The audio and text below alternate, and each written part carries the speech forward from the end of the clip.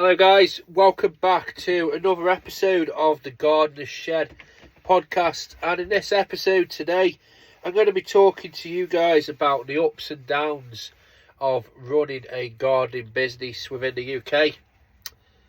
I'd like to say there's more ups than there is downs, but sometimes it feels like there is more sort of, well, let's just say downs than there is up. It's something that I come to terms with early on in my gardening career. It's like anything in life, I suppose. It just depends which discipline, which sort of way you lead. If you're somebody that's very hard-faced and you've got a swinging brick and things don't tend to bother you, well, you should be pretty okay, to be fair. But if it is that, well, things do bother you, and you're that sort of person where you take things to heart, it can be a hard industry. And I'll be honest with you, I'm towards the latter, or well towards the latter than the first one. I always say to people, so when I used to work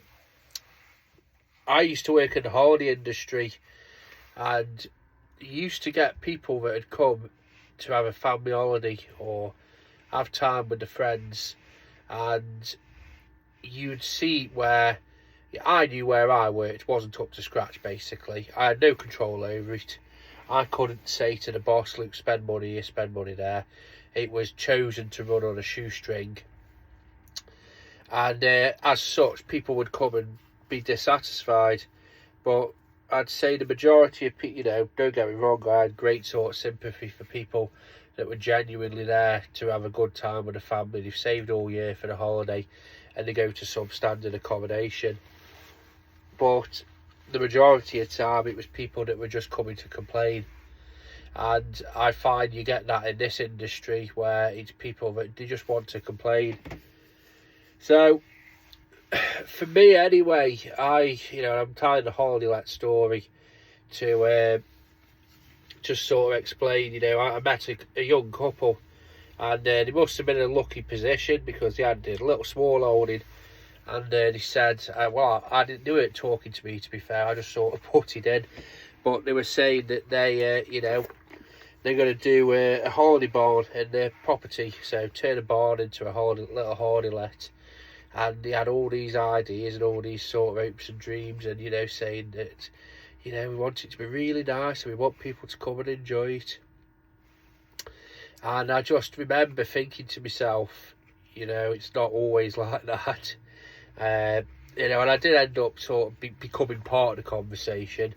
I was talking to him, and I said to him basically along that line, just remember that you'll have 99 fantastic people and one person will come and not be happy, basically. And when you put your heart and soul into it, it's really, really, debilitating. So I've mentioned this in previous podcasts. I think that's the same for this industry. You will have, I think, a few things affect us. I think I'll talk about, I'd say there's 3 or 4 things. There's the weather, there's customers, and there's things that are just plain out of our control, and then there's things that were in our control, but for whatever reason we ignored it. So, for instance, you hear a knocking on your van, you know the tyres are low, whatever, and you put it off, and you get pulled over and you get 3 points because you've got a bald tyre. You might think, oh bloody hell, buggers, that's bad luck, but ultimately it's down to you. Just the same as if you put something off, and I'm guilty of it. I put things off, I've ignored things and think it'll last, or just plain forgotten, and it ends up coming to bite you on the bum, basically. And then you've got things that are out of your control. So, God, I remember I was going to work one day and just some bloke just come round a corner too quick and took my mirror off. And, completely out of my hands, it happened that quickly. He was speeding, he was an idiot, basically. and the mirror just exploded. You know, there wasn't much left of it, sort of thing. It was just in million, you know, it just happened that quick. And, you know, I had to have, you know, a few hours off to get it sorted. Well, I sorted it in the end, but, you know, there was timing, you know, lost in between that and stuff like that. And obviously, you know, not the mental sort of side, but, you know, you start second guessing yourself and you start taking the route a little bit slower and stuff like that. And another thing as well, it's anger. I was really wound up with this bloke.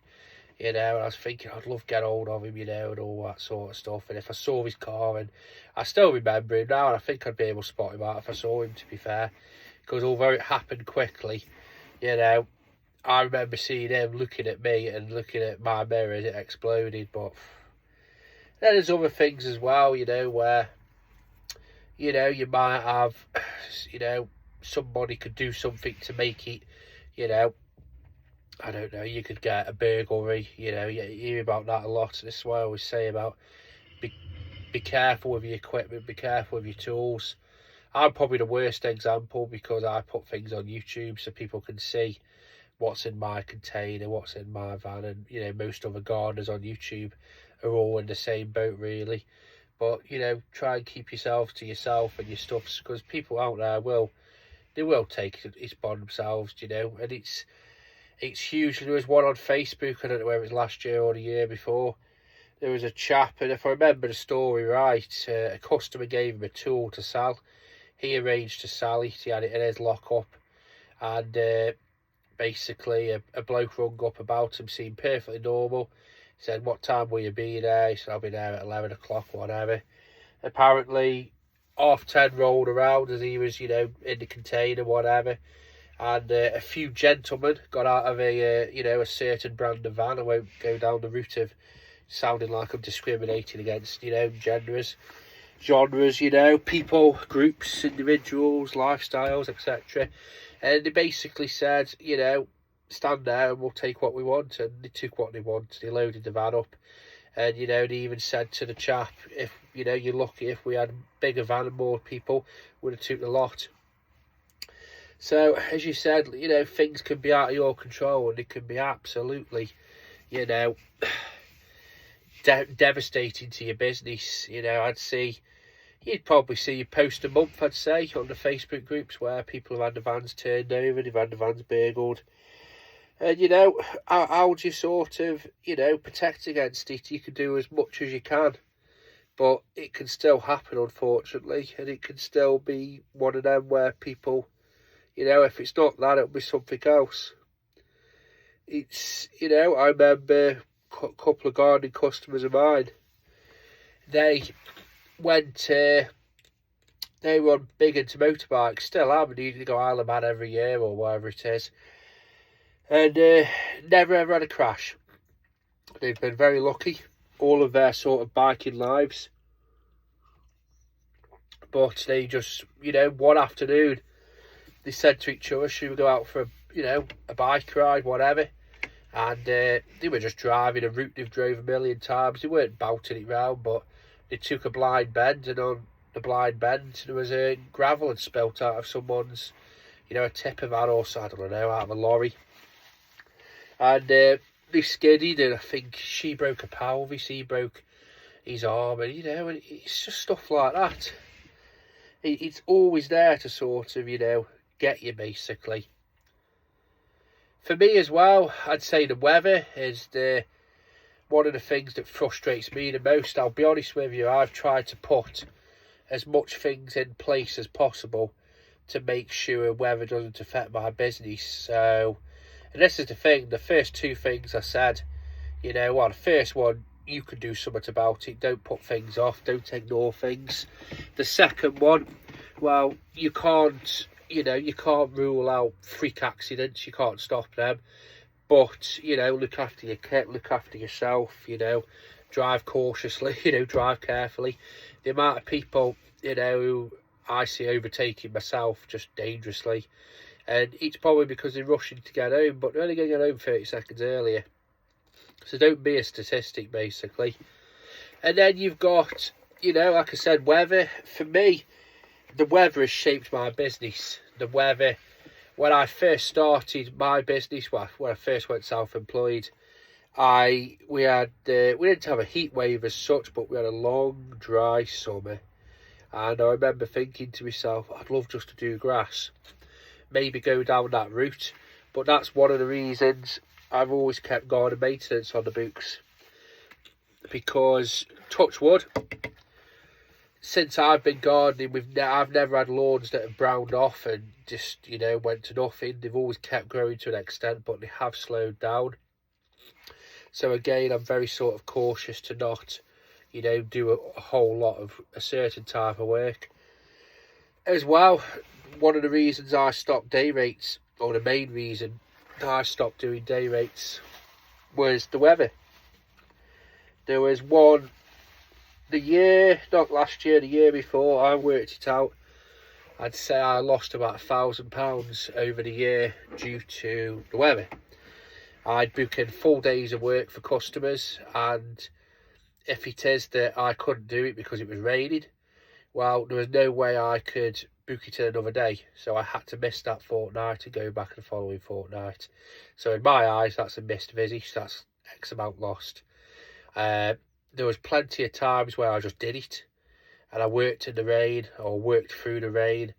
And you know what it's like in this country. We can have all the weathers in one day.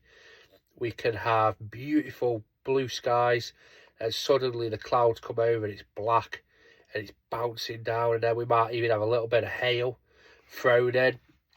And then, after that, it's beautiful skies, and it can carry on all day. And that's, as I said, that's one of the main reasons I stopped with day rates. I just made the decision to, you know what, I don't want to be doing them, if I'm being honest with you. It's that and other things as well, but the big one was the weather. So I concentrate on having a sort of a broad range of work, but also small jobs. I'd say the longest job that I do is a few hours. Typically it's, in and out visits, 20 to 30 minutes. And I find even if the weather decides to do its worst, so not last year, the year before, so the 2022 season, towards the end of it, if I remember right, was just absolute, no, it's 2023 season, sorry. It was evil. It didn't stop raining for months. It felt like it was raining for months. Every single day it was raining. And, with that brings, customer expectations. I remember going to one lady. I only did one cut for her. I'll be honest with her, she was a nightmare. She says, right, I need my grass cut in all this, but I want you to come where we've had 3 or 4 days of nice sun, and then I want you to cut it on the 4th day. And I'm just thinking, what planet do you want? It's been raining for months, literally from end of August, start of September. It's been continuous. And I said, I can't guarantee it. I says, looking at the forecast now, it's giving rain this week, rain next week, and the long range forecast is giving more rain. I says, so it's just going to have to be when I can get it done. And talking to customers like that and being upfront and honest with them, sometimes people go, yeah, you're right, Sam, or you're right. But quite often or not, it gets you met with it's like asking your dog, what it wants for tea. It'll just look at you and shake its head left or right, or cock its head over. That's what that customer's like. It just did not register with her at all. I think some people think we're miracle workers. So, like I said, the weather is a big one. It seems to be the extremes in this country at times. It's either super, super hot when it should be just nice, or it's just constant rain. As I said, that shaped my business. That's one of the reasons I did the exterior cleaning. That's one of the reasons I did small jobs, in and out stuff, because my rationale was I might not be able to do, if I had 3-hour jobs, odds on I'd have to, it's very rare it's very rare that it rains all day in this country. But quite often you'll find it rains for a morning or an afternoon. So if I had 3-hour jobs, or, a few hours at a time at each property, I might have to miss a couple of them in the morning. But in all fairness, with doing the small jobs, the in and out stuff, I don't mind going out and getting wet for an half an hour cut, because I know I'm back in the van and I can dry off in between. And as I said, it's very rare it rains all the time, so quite often I can miss the morning, smash all of them out in the afternoon, do a late night, and then I'm I've not lost anything. Or put a bit on from one day, bit onto the other day, as long as it gets done. And I think having a flexible customer base helps in that situation. It's there's nothing worse than Mrs. Such and Such, who's retired and doesn't get out much, but she insists on you coming at a certain time on a certain day, and heaven help you if it is that you can't come on that day that she sets out. I can't understand why it's a big deal personally, but to her or to him it is.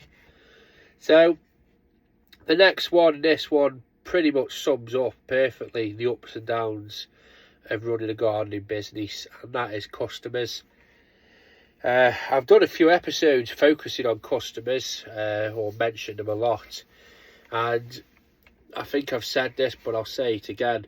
Customers are the lifeblood of your business. This is why I said at the start, depending on which type of person you are, I think in this industry you need an element of empathy, an ability to let things go, an ability to sort of let things slide to an extent, but also you need to be, you need an element of stubbornness, an element of standoffishness.